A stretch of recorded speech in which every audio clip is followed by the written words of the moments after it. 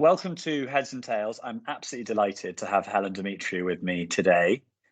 She is a friend to Opperden and an incredibly wise soul who we're excited to speak to. Helen is Associate Professor of Psychology and Education at Cambridge University. She's also Director of Studies in Education at Homerton College.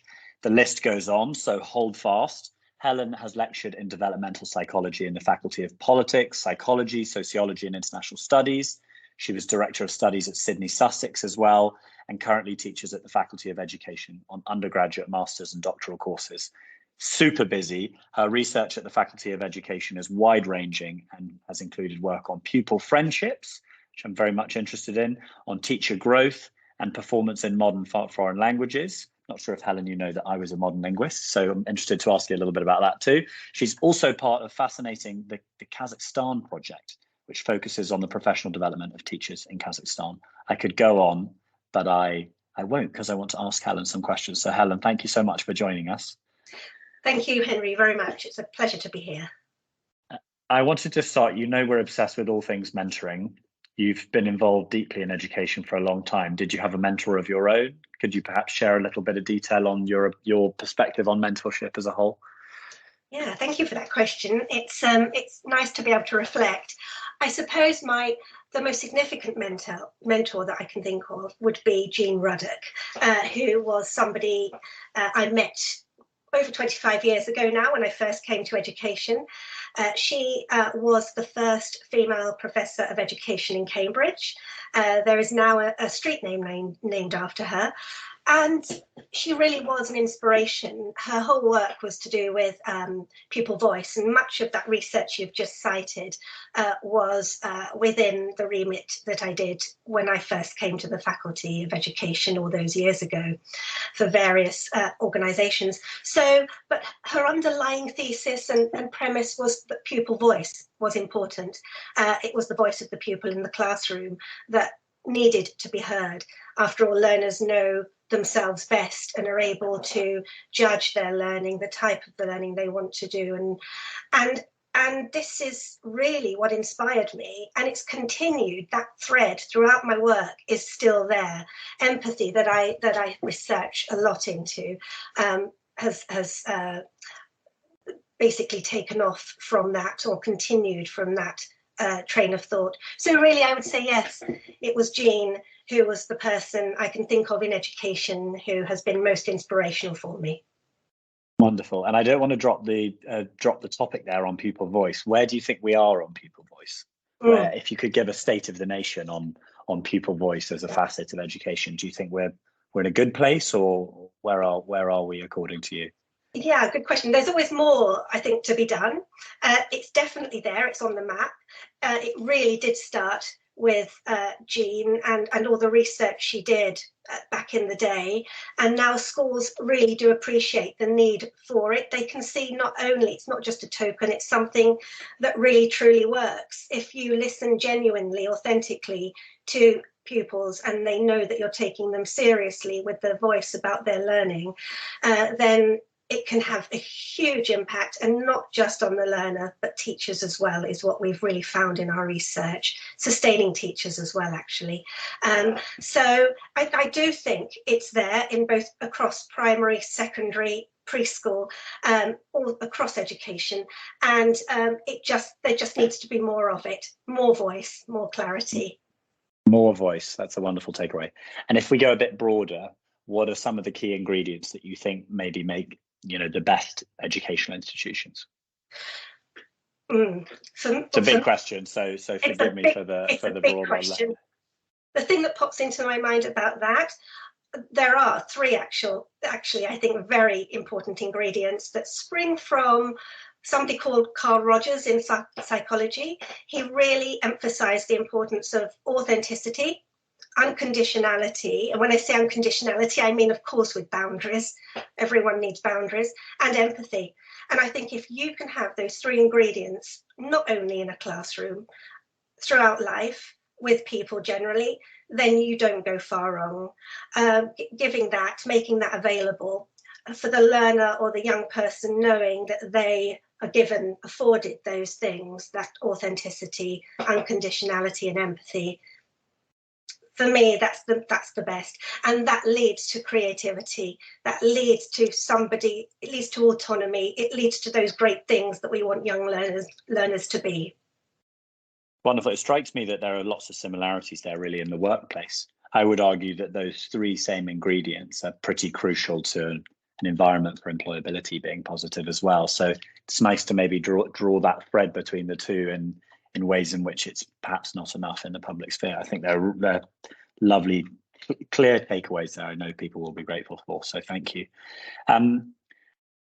Friendship. We spoke a bit about your work well, I've mentioned that you introduced you with the work you do in friendship. What role do you think friendship can play in a child's education?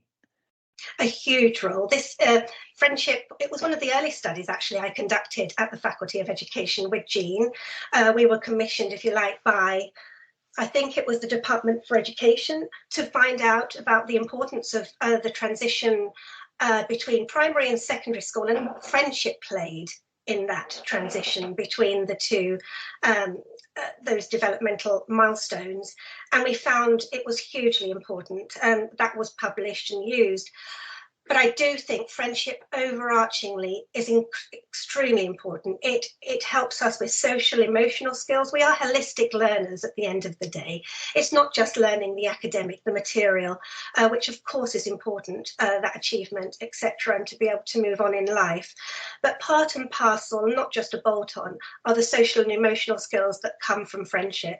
There are really powerful longitudinal studies that show this. One in Bristol I can think of, that looks at, has seen the effectiveness longitudinally, so that children at the age of 6 whose friendships were very strong did significantly better at GCSE at the age of 16. So those longitudinal studies show it hugely as well. But absolutely, it's that holistic learning that friendship clearly is a part and parcel of, that has a direct impact on and achievement as well.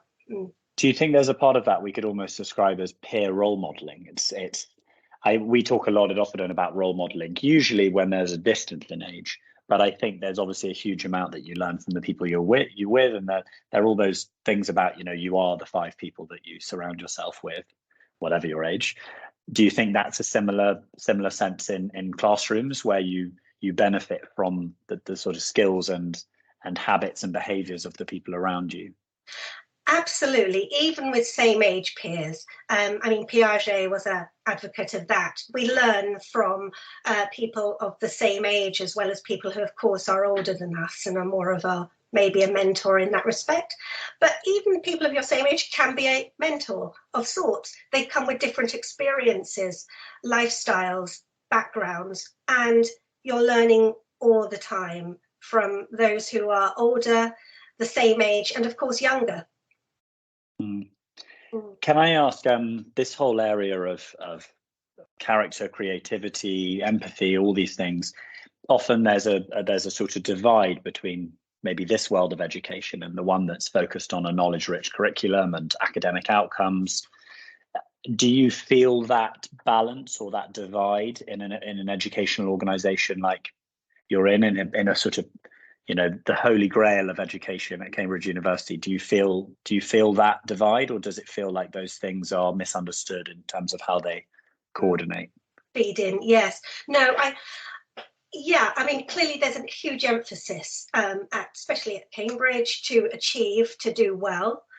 I think though more and more aspects of well-being, emotion, social life are seen as important, vital, necessary in order to have that balance. And these things have a direct impact on academic achievement one way or another. If well-being, for example, isn't in place in some shape or form, which you can clearly get from those social and emotional skills that you develop, then something will suffer, including academic outcomes along the way. And I think that is being seen much more now as something vital that needs to be incorporated.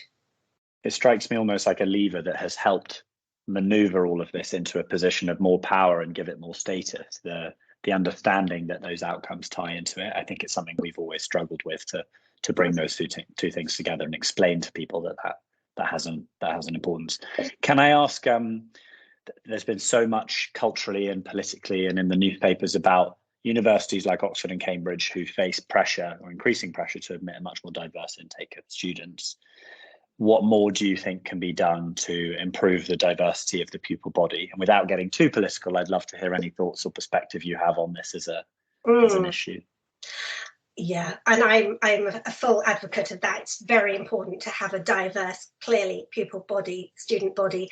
And as somebody on the admissions board for many years now, I've seen changes. I've seen us wanting to have that diversity. It's extremely important not to close down opportunities for absolutely other students who clearly are as able. So we do a lot of outreach work up and down the country, and when we interview, we absolutely take this into account. It's extremely important to have that balance. I'm actually a part of Homerton College, and it's a particular college where we have more, I would say, diversity than any other of the colleges, and I think we're very proud of that.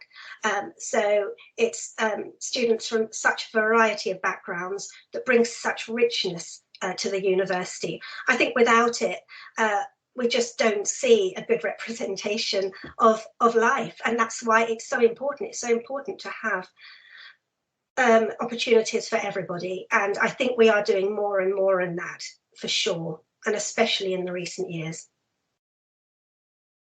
Great. Can I ask, how do you think universities sort of tie up with the exams that we face at the end of school? If we think a little bit about the A-levels, and I know this isn't right within your wheelhouse, but there's been lots of chat recently about political plans for a British Baccalaureate or for an advanced British accreditation, more maths and English to higher level, a sort of shake-up of the exam system.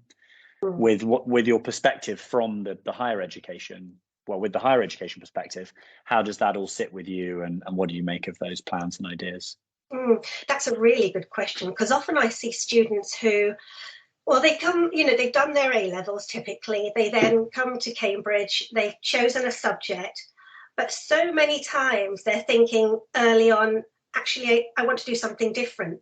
And we're very good like that. We do allow change within the university. If, to change faculty, department, it's really something we do accommodate well. It does make me wonder that we do close down very early, and this is where the baccalaureate, of course, has come in, and many people still do choose it and have done in this country in the form of course, the international baccalaureate, which actually we have that facility in and around Cambridge in a few institutions, and people do choose to do that. And I do think that helps, particularly with learners who still at that stage really don't know what they want to specialise in. And therefore, maybe if we did have that availability, at least to a greater degree, whether it becomes a British Baccalaureate as such, I don't know necessarily why we'd have to reinvent the wheel. We have the international one that works very well, and the British one would therefore need a lot of sort of rejigging and funding and etc. But it's food for thought. It's whether if we want to become that exclusive, as it were. But in terms of choice, it does give that choice. I believe ultimately in education there should be choice available, and I suppose that does give then that particular learner it enables them to keep their options open for a little bit longer, and then perhaps then when they get to us at university they don't then have that struggle of I really wish I had a bit more time to think about what I really wanted to do in the future. One of the things that strikes me is if students in school had a little bit more curriculum time to focus deliberately or didactically on essential skills building, they would arrive to study with you as more rounded, prepared students in many ways. And if we suffer from that lack of time, I mean, it seems crazy not to sort of change approach and to try and boost that skills time and boost that time to talk about all the things that we've been speaking about so far. So be interesting to see where it goes. There seems to be a lot of agreeing and disagreeing on the same things at the moment by a lot of corners. So interesting to see. And again, probably even less within your wheelhouse, but there is a big debate publicly around independent schools and their status and VAT and tax. Is this an irrelevant argument? Is this important to the broader educational debate? any thoughts you have would be appreciated. I've been hearing these debates, and I think it's particularly Labour that is thinking about doing this. And I think about what are the reasons behind it. Perhaps then one of the reasons I've read actually is to do with feeding that money potentially into the state system. So to support state education, maybe with more teachers, better sort of counselling opportunities. But then again, it's back to that choice that I feel is very important. And I suppose when I think about this, what would happen as a consequence? If then private schools were not given the tax break, what would happen? Potentially these schools may raise fees. Would that preclude people from being able to choose a private school as an option? So again, it's the knock-on effects that perhaps they're my initial thoughts, but I wonder about, yes, whether then that would close down options for people who did want to send their children to private schools when the fees are already high, and when by not giving tax breaks, then those private schools would have to raise the fees, if that makes sense. Absolutely. I think we'll see this all play out, won't we? And whether it's a hot potato or a political football or any other analogy we can think of. Let's get back to what you're really keen on, and I want to talk a little bit about creativity. So, the people listening to this will probably predominantly be teachers or educationists, certainly. How do you think tangibly, practically, how do we help children to be more creative? Do you have any advice for teachers about how to take all the learnings that you've harvested and honed over the years and plug that into a practical approach to teaching creativity? Wow, that's a big question, but it's a big question. We won't solve it all. not in this moment, but we're getting there. I hope it's a case of I'm the forever optimist, but it's true. I think it's true, and it goes back to what we said about pupil voice. I think ultimately it's listening to the learner.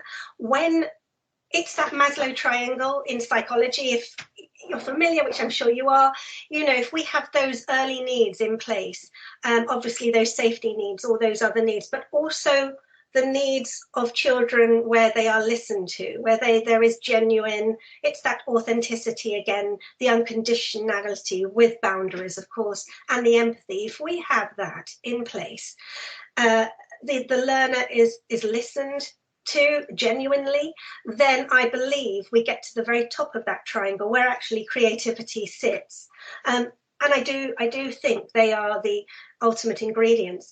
I conducted some very interesting research in the recent years and regarding an intervention, an empathy intervention in the design and technology classroom, and that was to do with giving authenticity to pupils by asking them to create something, and it was actually a device to cure asthma in young children. And through asking them this very authentic question, getting them to believe that, it wasn't even that, we were taking them seriously. We wanted them to resolve this very real life problem. That then basically resulted in, firstly, a resolution, but it was through taking those learners seriously in the classroom that resulted in this huge amount of creativity. And as I said, this solution for asthma treatment. So it's really that authenticity again and the pupil voice in the classroom that I believe leads to great creativity, and having genuine sources of learning in the classroom with someone who takes you very seriously as a learner.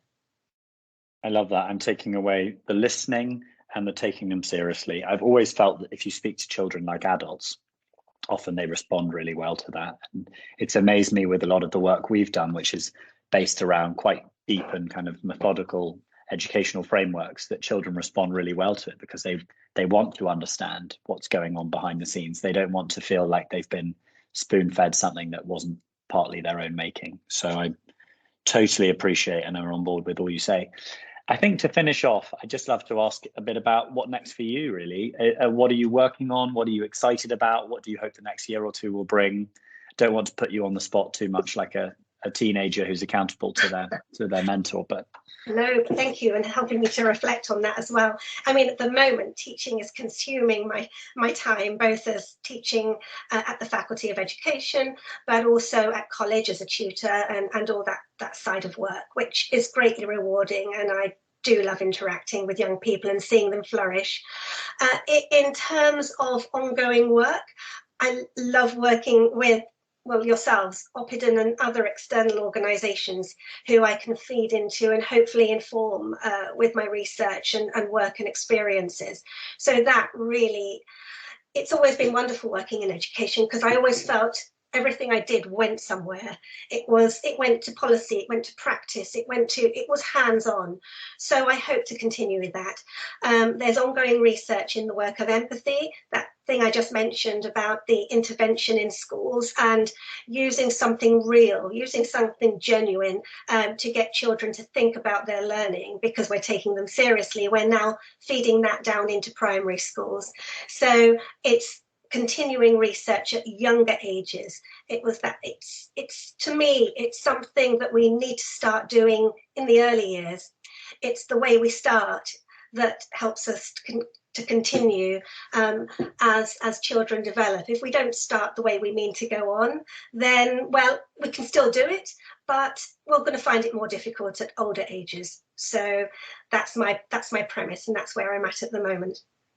Well, to me, that's super heartwarming and exciting, and also what a rewarding experience you must have day to day doing all this. So I know everyone will be, have huge admiration for what you're doing, and I'm really grateful for you sharing the time with us and so much wisdom put so eloquently. So thank you so much, Helen. I know everyone will have benefited from this hugely, and we wish you well, and we'll stay in touch. Thank you so much. And thank you very much for this opportunity. It's been wonderful to talk with you. And so all the very best. Thank you. Bye-bye. It's a pleasure.